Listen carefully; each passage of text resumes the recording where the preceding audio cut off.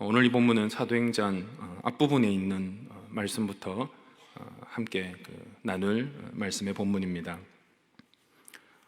바울의 제2차 전도 여행의 그 시작이 바로 오늘 이 16장에서 시작되고 있는 것을 볼 수 있습니다. 1차 선교 여행, 전도 여행의 그 마지막 지점이 루스드라라고 하는 그곳이었는데, 바울이 바로 그 루스드라를 다시 찾고 바로 거기서 2차 전도 여행을 시작하는 것을 볼 수가 있습니다. 또한 사도행전 16장에는 다른 그 성경, 신약 성경에 사용되지 않는 아주 독특한 그 표현과 문장이 있습니다. 예를 들어 16장 6절에 있는 성령이 아시아에서 말씀을 전하지 못하게 했다라고 하는 그 표현과 7절에도 비슷한 표현이 있죠. 예수의 영이 허락하지 아니했다. 성령이 왜 바울이 아시아로 가는 길을 못 가게 했을까요? 오늘 이 본문에 대하여서 몇몇 성도님들은 섭섭한 마음을 가지고 있는 것 같습니다. 만약 성령께서 바울이 아시아로 가는 것을 막지 않았다면, 바울이 아시아로 복음을 전하게 했다면 유럽보다 아시아가 먼저 복음화되고 유럽보다 우리가 먼저 더 잘 살게 되고 그런 일이 있게 되지 않을까라는 농담 아닌 그 섭섭함을 이야기하는 것을 듣습니다. 그런데요, 그런 오늘 이 성경에 대한, 그리고 성령께서 막았다라고 하는 것에 대한 이 오해는요, 몇몇 가지 큰 실수들을 같이 유발하게 되는데요. 오늘 여기 이 본문에 사도행전 16장에 나와 있는 아시아는 우리에게 익숙한 그 동남아시아를 이야기하는 것이 아닙니다. 바로 터키 지역, 소아시아 지역을 말하는 것이고요. 또 하나는 그 농담 아닌 그 섭섭한 표현 가운데에서는 성경을 이해하는 그 방식에, 성경을 보는 눈에 조금의 그 왜곡이 있다라고 하는 것을 말씀을 드리고 싶습니다. 성경을 볼 때에 오늘 성경이 나에게 무슨 말씀을 하시는가라고 하여 귀를 기울이기보다 내가 소원하고 원하는 것을 성경이 지금 어떻게 이야기를 하고 있지? 내가 정말 꼭 듣고 싶은 말씀이 있는데 이 말씀이 오늘 성경이 나에게 어떻게 이야기를 해줄까? 어떻게 말하고 있을까라면서 읽기도 합니다. 이렇게 성경을 읽다 보면은 절대로 성경 그 자체에서 성경 그 본문이 하고자 하는 말씀을 듣기가 어렵습니다. 오늘 특별히 사도행전 16장에 여러 가지 복잡한 사건들과 많은 이야기들이 있는 가운데에 하나님께서 말씀하시고자 하는 그 본질적인 이야기가 무엇인지를 깨닫는 시간이 될 수 있기를 바랍니다. 사도행전 16장을 통해서 하나님께서 오늘 우리에게 하시고자 하는 그 말씀의 교훈, 첫 번째는 하나님은 우리를 동역자 삼기 원하신다라고 하는 것입니다. 바울은 아시아 선교에 대하여서 열망이 있었습니다. 화면에 지도를 한번 보실까요? 1차 전도여행과 2차 전도여행이 같이 나와 있긴 합니다만 1차 전도여행 그 빨간색으로 된 부분을 한번 주목해서 보시면요, 바울이 1차 전도여행, 예수 그리스도를 부활의 주님을 만나고 난 이후에 복음을 전할 계획을 세웠겠지요. 예수 그리스도의 그 생명의 복음을 어디에서부터 전하고 어떻게 전하면 더 효과적으로 전하게 될지를 많은 날을 기도하고 준비를 했을 것입니다. 그러다가 그가 결정한 곳은 저 아래쪽에 보이는 구브로 섬에 있는 바보라고 하는 그 지역에서부터 그 위쪽으로 쭉 올라가는 바로 그곳, 배를 타고 버가를 거쳐 비시디아 안디옥이라고 하는 것을 거쳐서 그 주변 지역으로 사역을 하였습니다. 왜냐하니 이 비시디아 안디옥은 바로 그 아래쪽에 있는 곳에서부터 로마의 그 계획 도로인 왕의 길이라고 붙여진 아주 유명한 도로가 있었고, 그 왕의 길에는 수많은 로마 군인들, 헬라인들, 유대인들, 그리고 고위 관리들과 그 부인들이 왕래하고 지나가고 모였다가 흩어지는 곳이었기 때문에 복음이 이곳에서 펼쳐진다면 더 먼 쪽으로 지나가는 사람들, 더 수많은 사람들이 몰리는 곳으로 나아가게 되지 않을까라고 하는 바울의 그런 기도의 결과였던 것입니다. 바울은 이 비시디아 안디옥을 중심으로 그 주변에 여러 교회를 세웠고 마무리하였고, 다시 2차 전도 여행을 시작하면서부터 다시 이곳 중심 비시디아 안디옥 그 근처에 있는 루스드라라고 하는 곳에서 시작합니다. 오늘 본문을 한번 보시는데 16장 5절을 한번 보십시오. 화면에 나와 있죠. 같이 한번 읽어볼까요? 여러 교회가 믿음이 더 굳건해지고 수가 날마다 늘어가니라.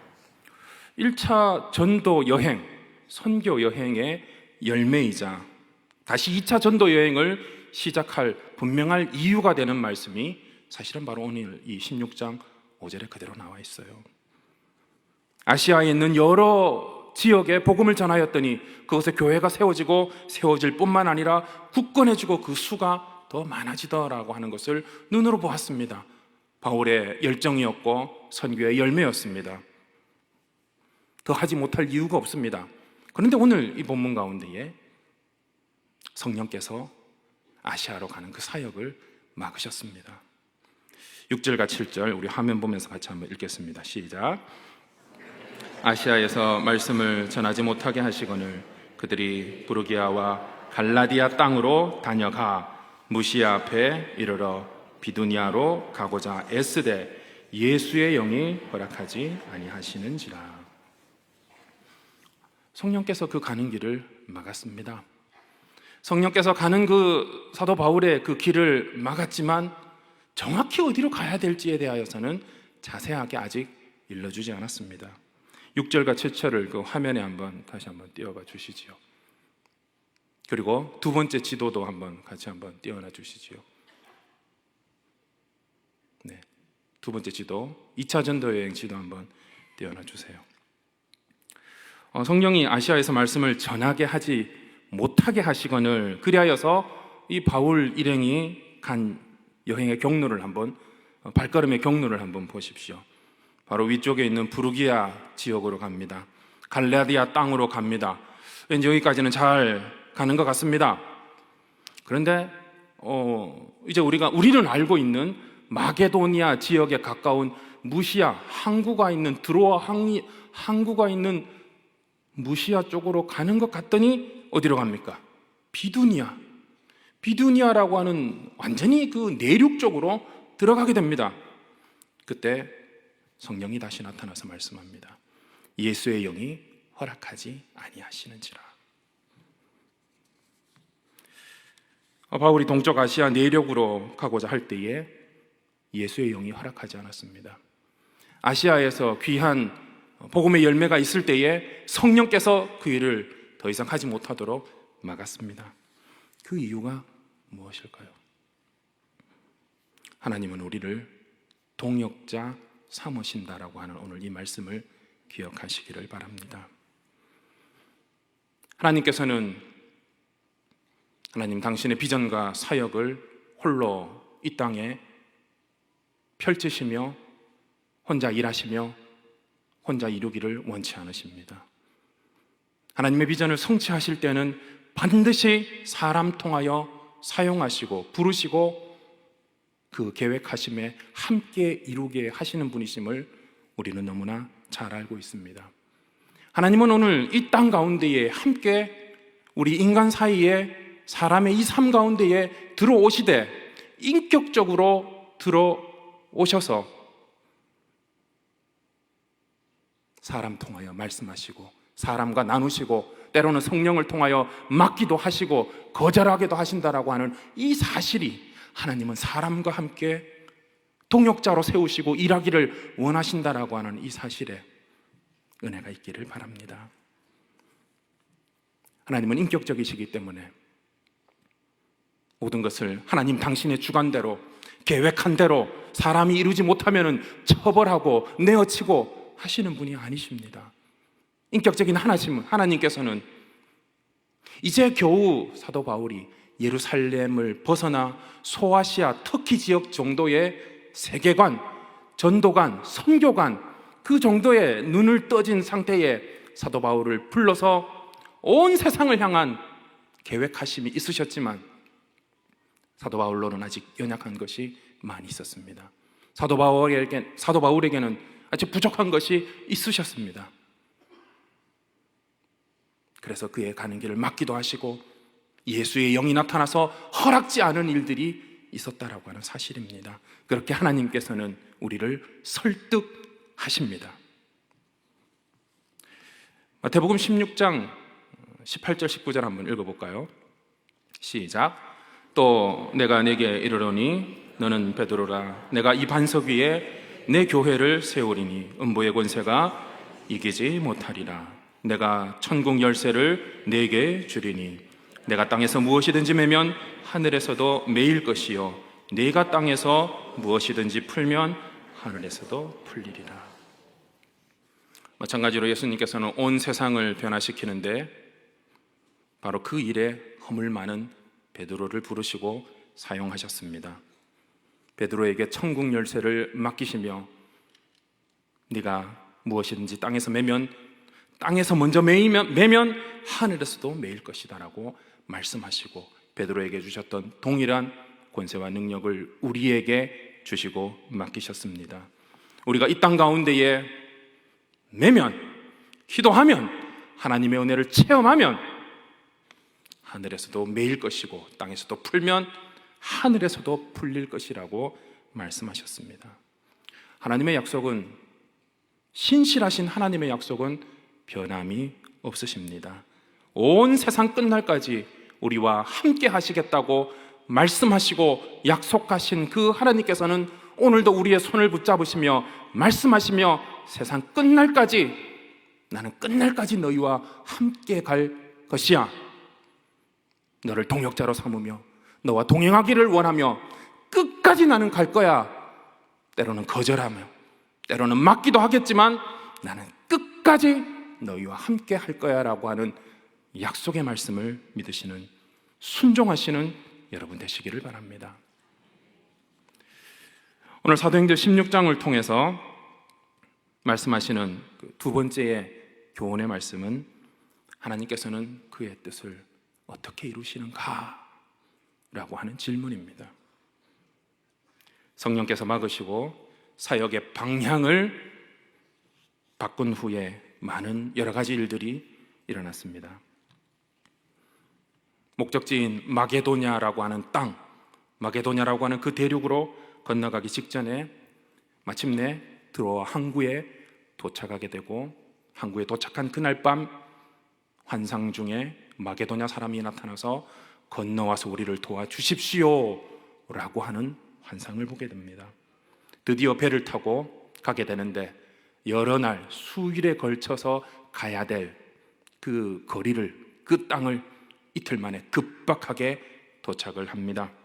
그리고 도착한 그 첫 번째 지역이 바로 첫성 빌립보라고 하는 것입니다. 첫 성이라고 하는 것은 첫 번째라고 하는 그 의미보다 가장 크다라고 하는 의미가 있다고 합니다. 가장 큰 도시라는 것이지요. 그 큰 도시에서 운명적인 여인 루디아를 만나게 되고 바울은 이 여인과 함께 빌립보 교회의 사역을 시작하게 됩니다. 사도행전 16장 16절을 한번 보시면은 우리가 기도하는 곳에 가다가 점치는 귀신 들린 여종 하나를 만나니 점으로 그 주인들에게 큰 이익을 주는 자라. 그가 바울과 우리를 따라와 소리질러 이르되 이 사람들은 지극히 높은 하나님의 종으로서 구원의 길을 너희에게 전하는 자라 하며, 여러분 17절은 18절에서도 알 수 있습니다만 아직 바울로부터 기도를 받았다든지 안수를 받았다든지 귀신이 내쫓겨졌다든지 하는 그 일이 일어나기 전에 귀신 들린 여종이 하는 고백이고 외침입니다. 이같이 여러 날을 하는지라 바울이 심히 괴로워 돌이켜 그 귀신에게 이르되 예수 그리스도의 이름으로 내가 네게 명하노니 그에게서 나오라 하니 귀신이 즉시 나오는지라. 기도하는 곳에 가다가 귀신 들린 여종을 만납니다. 점을 쳐 주인들에게 라고 나와 있죠. 그 여종의 주인이 한 명이 아닙니다. 여러 명의 주인이 이 여종이 점을 치는 것을 가지고 수익을 얻는 주인들이 여럿 있었다는 것이에요. 복음의 생명을 전파하기 위하여, 예수 그리스도의 그 새 생명을 전파하기 위하여 찾아간 그 땅에서 만난 이 귀신 들린 여자가, 이 자매가 사도 바울이 어찌나 안타깝고 불쌍했던지 여러 날을 지켜보다가 마침내 18절에서 마음이 심히 괴롭고 아파서 귀신을 쫓아내는 사역을 합니다.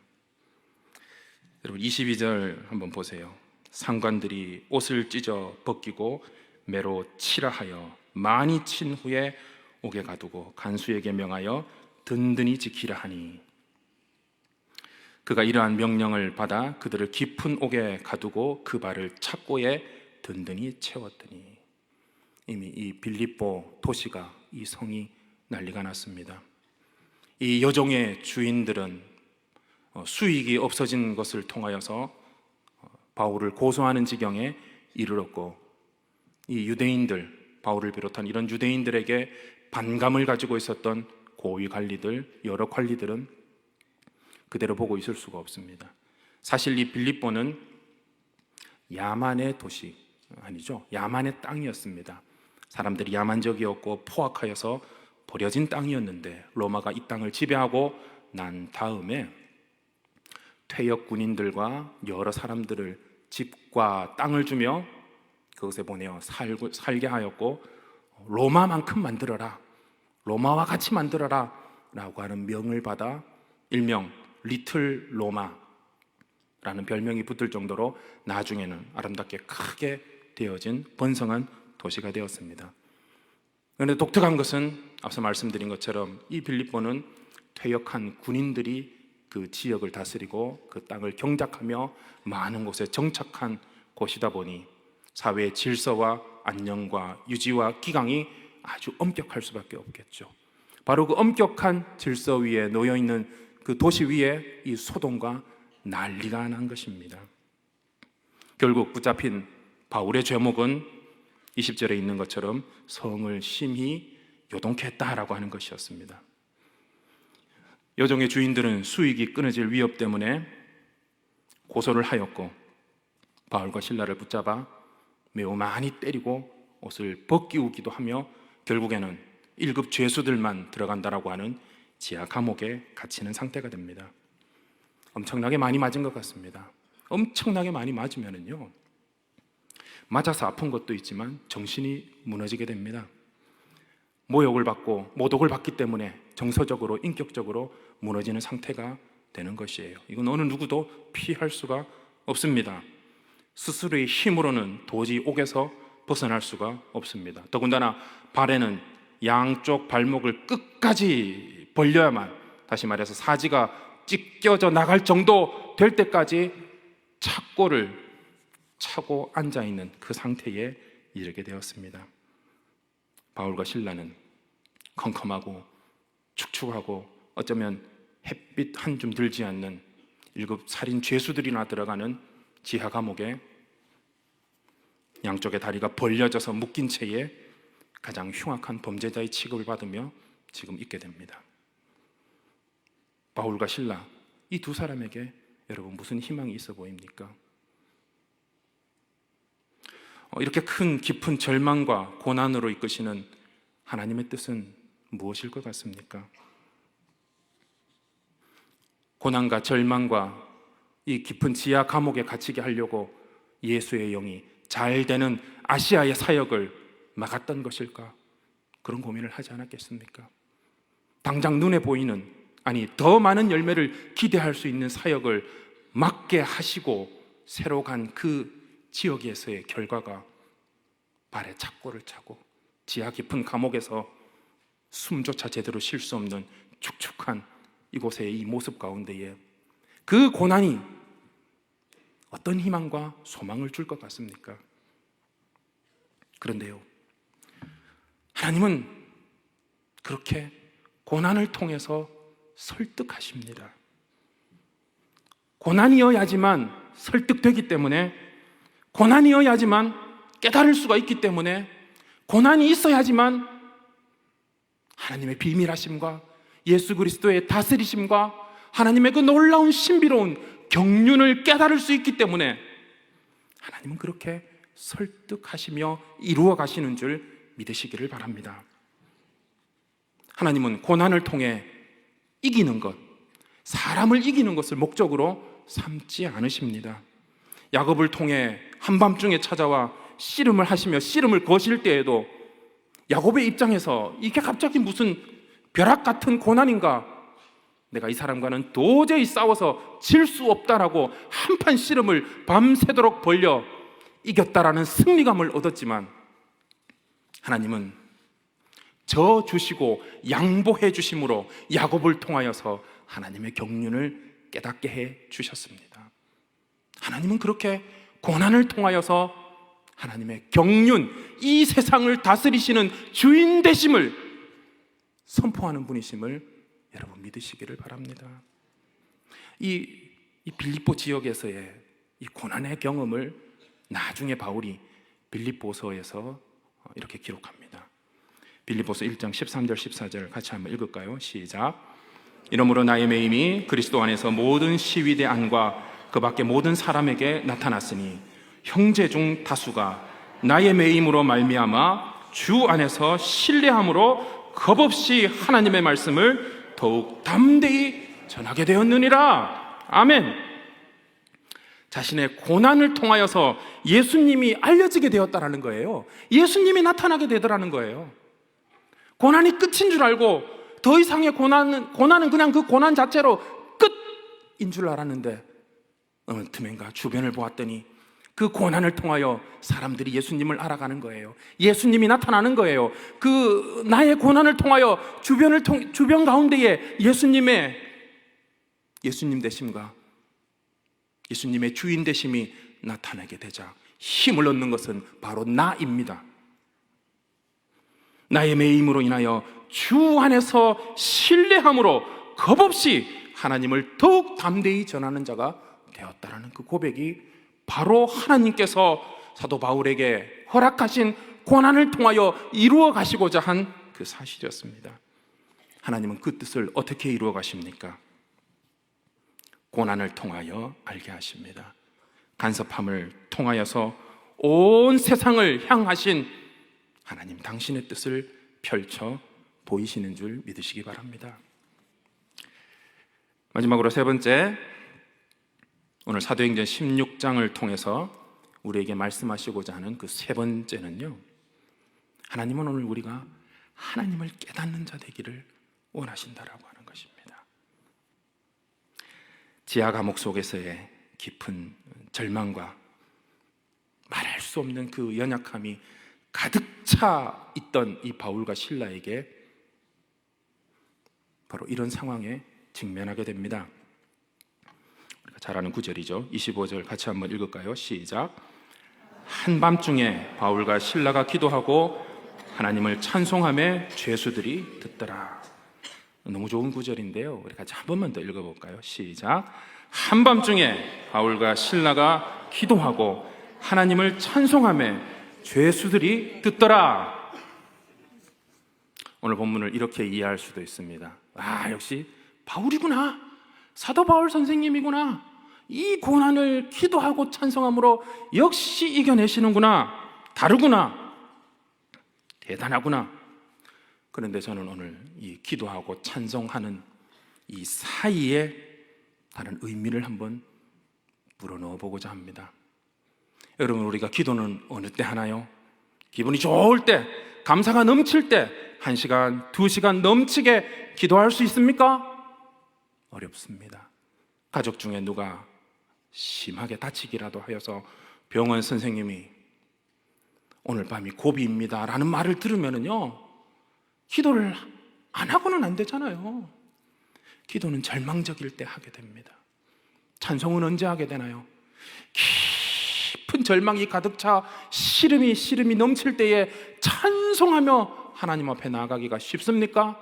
어렵습니다.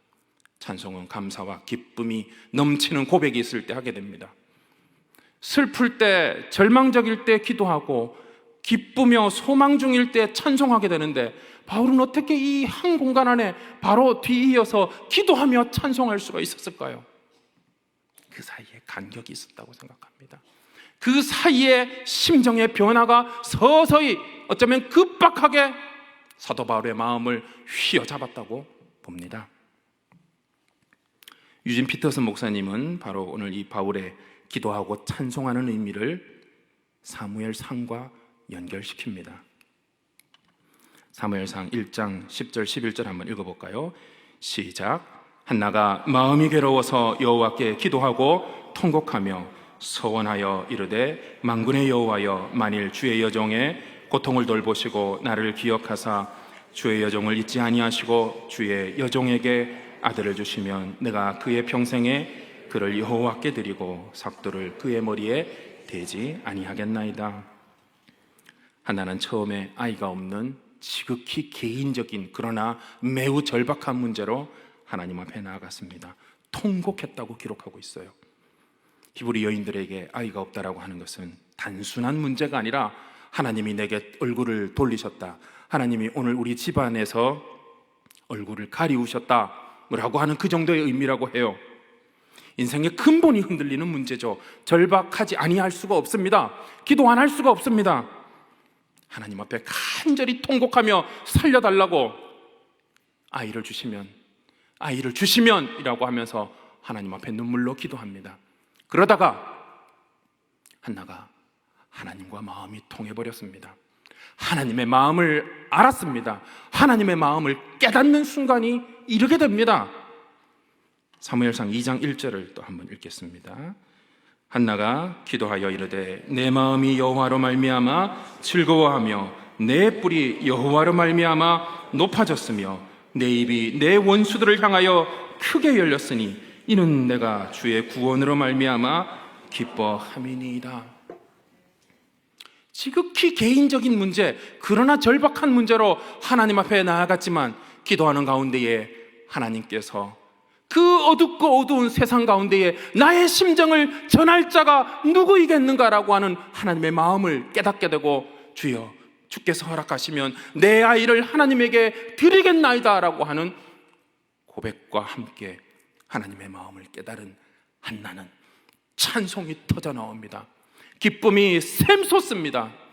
절박한 심령으로, 무너지는 마음으로 하나님 앞에 나왔다가 기뻐하며 찬송하게 되는 한나의 모습, 오늘 이 사도 바울의 그 마음이라고 생각합니다.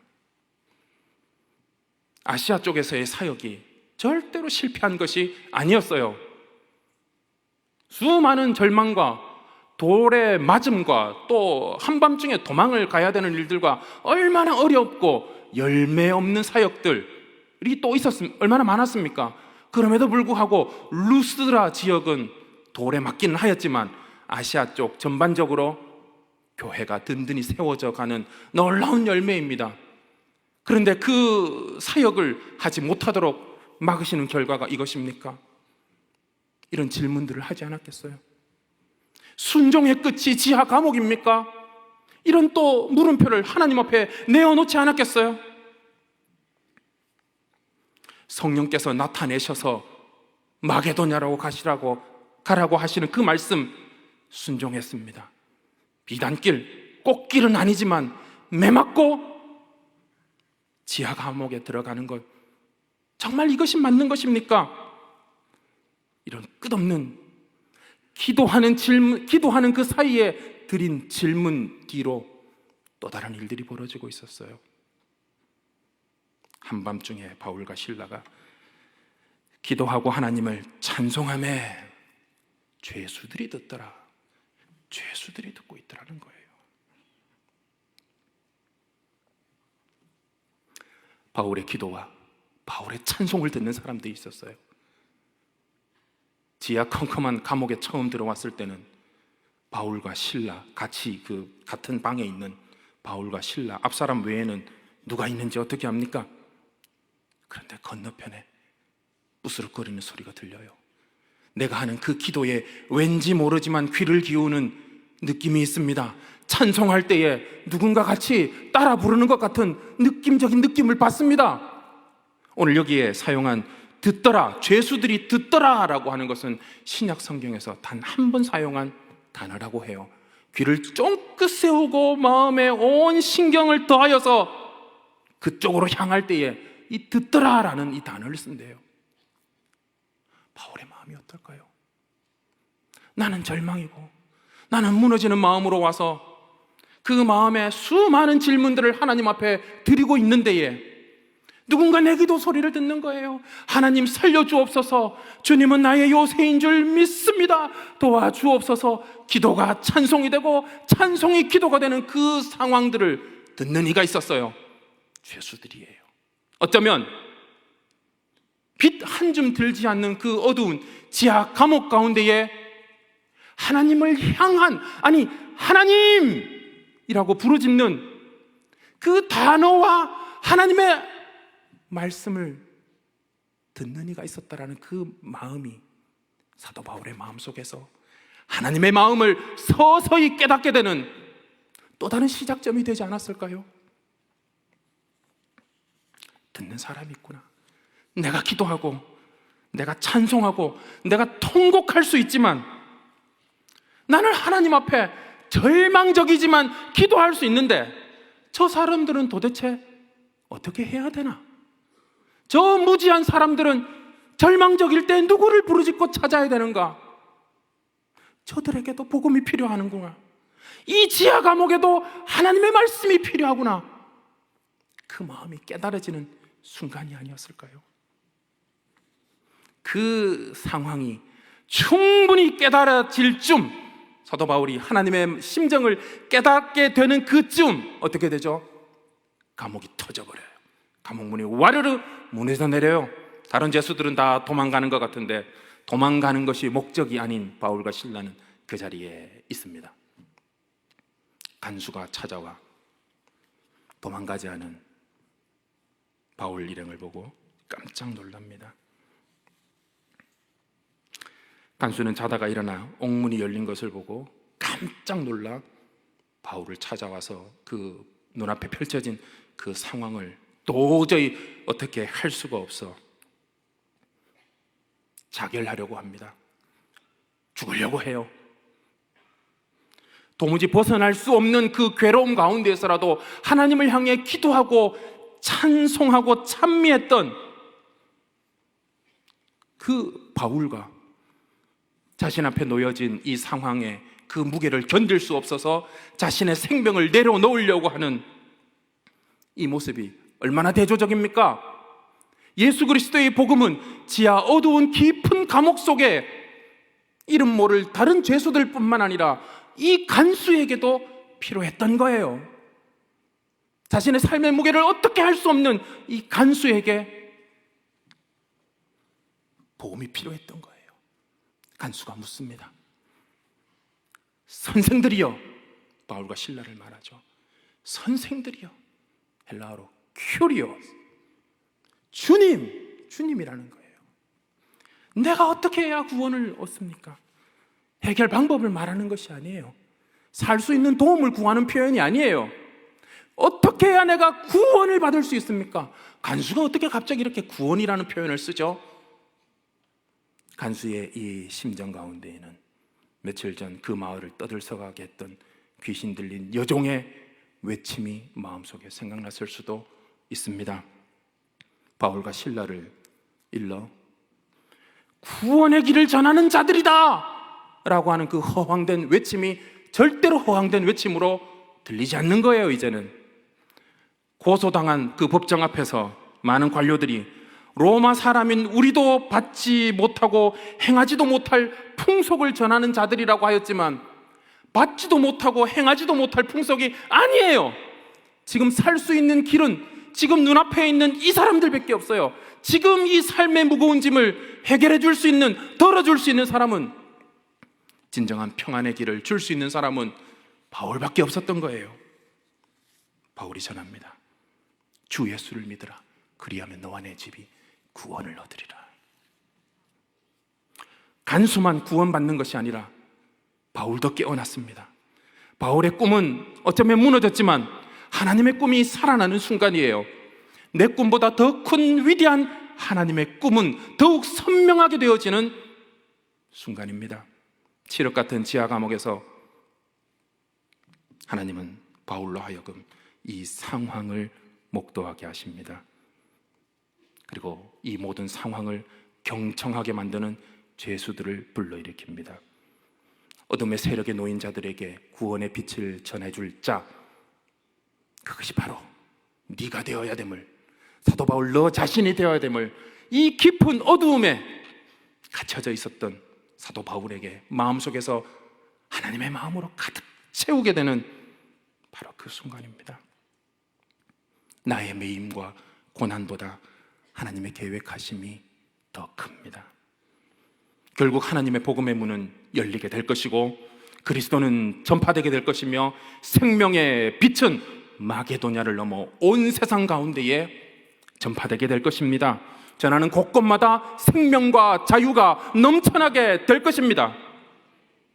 사도 바울이 한때는 이 하나님의 마음을 담을 수 없을 만한 그릇이었지만 이 모든 과정을 거치면서 하나님의 비전을 담을 수 있는 그릇으로 변해가는 거예요. 이것이 오늘 하나님의 마음을 깨닫게 하는 기도와 찬송 가운데에 담겨진 의미라고 생각합니다. 말씀을 맺겠습니다. 오늘 우리도 인생길 가운데에 말할 수 없는 절규가 왜 없겠습니까? 이게 무엇입니까? 언제까지 기다려야 됩니까? 제 차례는 언제예요? 그런데 그 안타까움으로, 그 연약함으로, 그 절망함으로 하나님 앞에 기도하며 나아가다가 하나님의 경륜을 깨달으시고 찬송하게 되시는 여러분 되시기를 바랍니다. 세상이 감당할 수 없는 하나님을 향한 높은 찬양을 드리시는 중에 여러분 인생을 향한 하나님의 일하심과 다스리심을 깨닫게 되시는 여러분 되시기를 바랍니다. 어둠의 깊은 곳에서 영광스러운 예수 그리스도의 비전과 소망과 은혜와 영광을 바라보시는 여러분 되시기를 바랍니다.